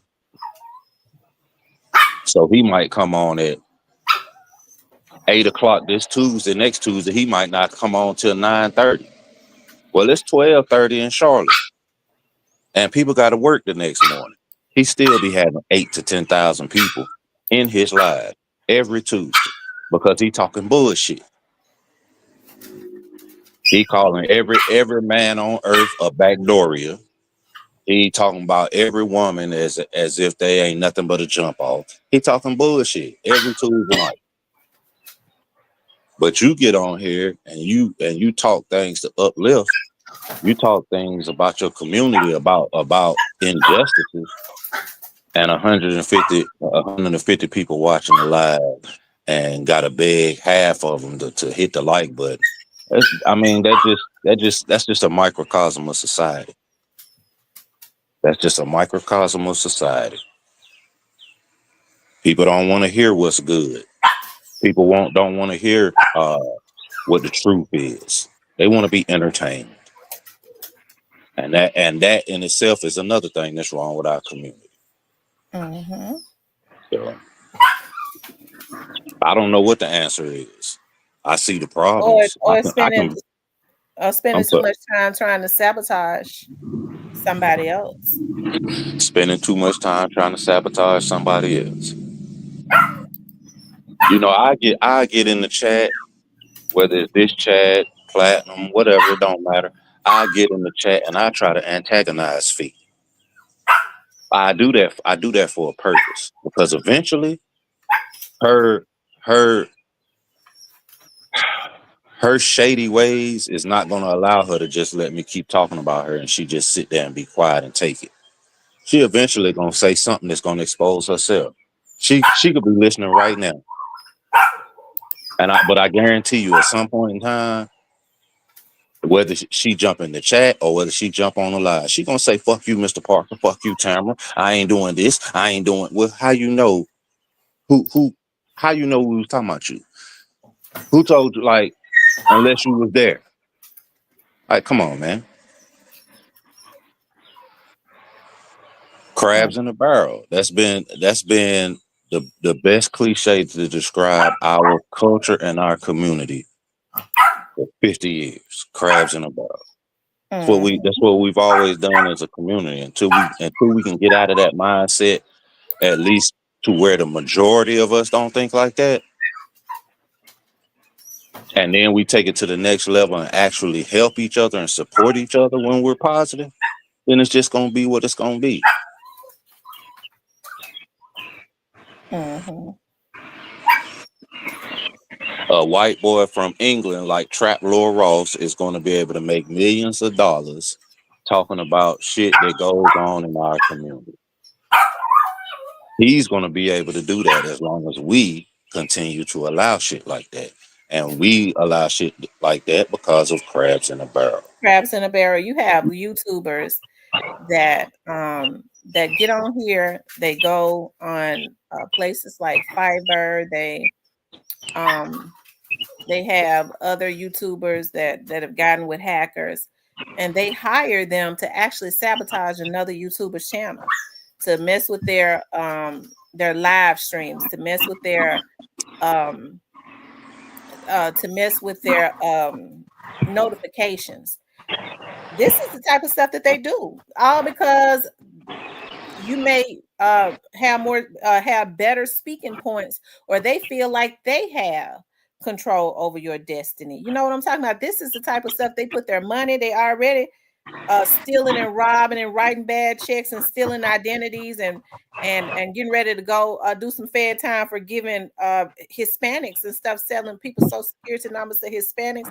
This is what they do, right? They've learned how to hack into StreamYard, but our job is to make sure we put the proper people in place to know to be able to like sue these like YouTube, because it's a lot of they have people that were, I forgot what they're called, because I've tapped into one of the females. She's an Asian that they use. She actually works for YouTube. Some of these YouTubers use her. That's how they're able to get into your emails. They pay money to try and stop another Black person, and they ass is still living in the fucking projects at the ghetto. They still robbing and stealing, and they still haven't gotten any further. But this is the type of energy. This is why people like Vlad can be culture vultures. They, as long as it's not another Black person, they ain't got no issues with it. Okay, but if they see another Black person have the potential to go further, they crabs in a barrel ass. They already come up out the sewer. They crabs in a barrel ass. Instead of putting all that energy into trying to make themselves better, they take their little pennies and dimes that they done wrote bad checks in other folks' names and stolen identities and gotten other folks' money. They take that money to try and stop another person. This is how bad and messed up our community is. Now let me ask you a question. Let me think of somebody that you rock with. Okay, Stan G. Let's say Stan G reached out to you and said, Tamara, I want to do a collaboration with you, a live or whatever. How much you'll charge me for that? What would be your reply? I don't think I would charge him. I wouldn't charge him. Okay. If he wanted to come on and do like come up on my panel and like do like even if he says, like every Friday or something like that, let's do like a Memphis situation. Of course, I know they would never, because a lot of, even though I don't think they have issues with me, quite a few of them kind of affiliate me with being with the police, right? So these are street drives. But even if they said that it has some Memphis vloggers, I would go, I ain't got no issues with that. Why would I charge them? Okay. What if before you knew of her and her antics, what if Fee had reached out to you and asked that? Would you have charged her? I wouldn't have charged her. No. So that's my point. So what they spend, not Stan G, obviously, but what these lames spend on having hackers come in and fuck with other YouTubers such as yourself, they could have potentially spent that on a collaboration. And everybody would have went up. Their numbers would have increased organically, and so would yours. Right. There's more than enough YouTube money to go around. Yeah. Like, there's more than enough. I don't make no money off of YouTube either. But not once have I talked about another fashion or style blogger on my channel in a negative light. If anything, I big one up. And I may not think that they he is or she is the most fashionable person in the world. But if I see them doing something positive, I'm gonna big them up. And vice versa. It doesn't need to be what it didn't need to be what it turned into. That same mindset that said I'm gonna pay some hackers to go over there and fuck with her live could have said I'm gonna reach out to her and see if I can pay her to collab. And it would have been the same money spent, only this time you ain't looking at potential problems because you fucking with somebody who will call the police on your ass. Just, it's just common sense to me, but common sense ain't common. We know that. Yeah. Yeah, that's true. But as far as your question, I think we're at a point right now that we just have to. It's just a waiting game, because your your 15, 16-year-old boys that jumped off the porch a year ago, 2 years ago, whatever, all the way up to, your mid to late 20-year-old young men. If they already off the porch, for lack of a better word, it's damn near over with for them. It's the 8-year-olds we have to make an impression on. It's the 10-year-olds, it's the 12-year-olds. And we just kind of have to continue to doing what we do to reach them so that they realize that they do have choices and they do have options. And they're not the mistake that they don't have to pay for the mistakes that their mother and or father made. So it's just a matter of waiting and see. We'll see the results of that in 10 to 12 years. If we have another generation of straight drops in 10 to 12 years, then we know we failed.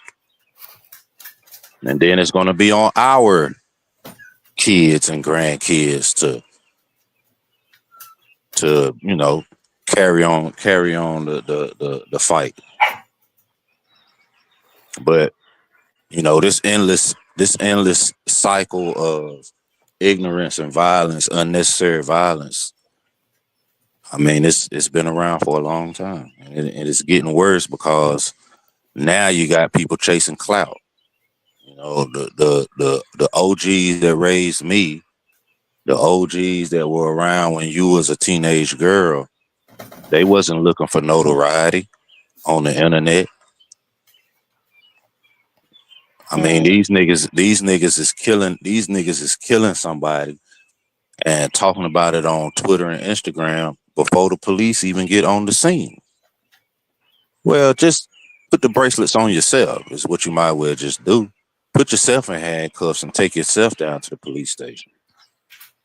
Because between CCTV and your cell phone, it's over with if that's what you're doing. Mm-hmm. So, I mean, we'll see. That's all I think. That's the only thing we can do is just we'll see. We'll see how it goes. When I'm in my 60s, if we still in the same place, talking about it on Real Talk with Noodles, then we know it didn't. We failed. Right. Because I mean, Dr. King did the "I Have a Dream" speech, but they didn't have these issues when he was talking about "I Have a Dream." They weren't dealing with black on black crime. They was dealing with white on black crime.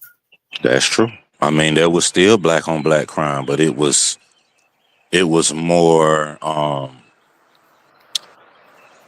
based on getting money.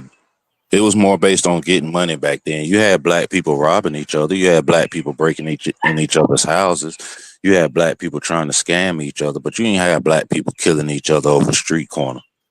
You didn't have black people killing each other over something somebody said. It wasn't that type of party.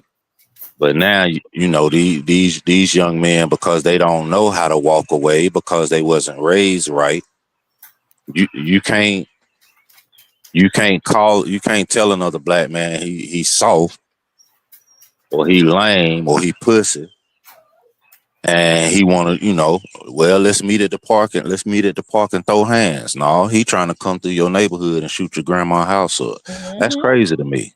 And then sit back on TV, sit back and wait for the news to come on. So he said, "Yeah, man, that's my work." Like I said, that's got to be a mental illness. It's not normal. Nope, it's not. It's not. But that's where we are. That's exactly where we are. That's it. Yeah. But all right, though, T, it was great talking to you per usual. Well, I appreciate you coming up. No problem. Talk to you later. All right. Bye-bye. Mm-hmm. Shout out to Mr. Parker for coming up. I wanted to hear from a male's perspective on what is going on, why these African American young men are not, why they're acting out. And I was thinking as Mr. Parker was talking. Now, Mr. Parker raised his boys up. He was a single father, but it's sad to say quite a few men don't know the answers because they're not in their sons' lives. And hey, people have excuses. The mother is difficult. Well, there are things in place for a difficult mother. Because I mean, you start putting things in place, your children should be top priority to handle her. Because I'm not saying that all women are easy to get along with. If she's hurt, some women don't know how to deal with their hurt. They are selfish. They don't put the child first. They can't get past that the man left them pregnant or left them for another woman. They cannot put their feelings aside so that the man can at least try to be a good father to the child. So in that case, then the man needs to move a step further to do whatever is necessary to subdue that. Okay, if she's causing him any type of problems, so that he can be in the child's life. And I'm not talking about, every now and again he's stopping through. Every now and again, that's a problem. I'm talking about being a constant figure in your child's life, because you can't be a part-time parent. You have to be a full-time parent, rather you are in the house or not, continuously validating your children. Okay. It's too much electronic stuff now. Okay. You could call your child, you can buy your child a phone, you can FaceTime them, you can have conversations with your child, right? Continuously validating your children. So for me, like I said, I know that they're difficult people, but at the same time, it's some stuff in place for that, because the child is the most important thing. Okay.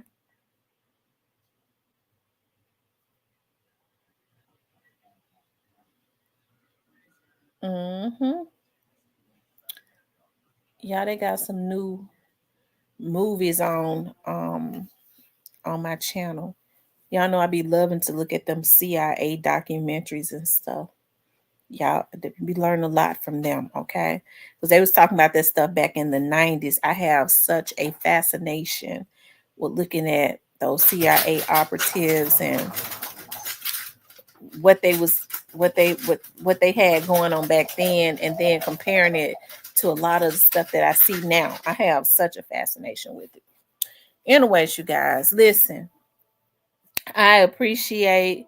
I guess Daryl didn't want to come up. He didn't come back in the live.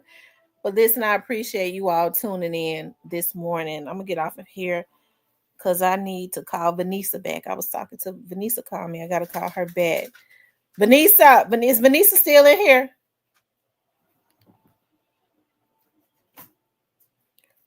Okay, but I appreciate you all tuning in as always. Okay.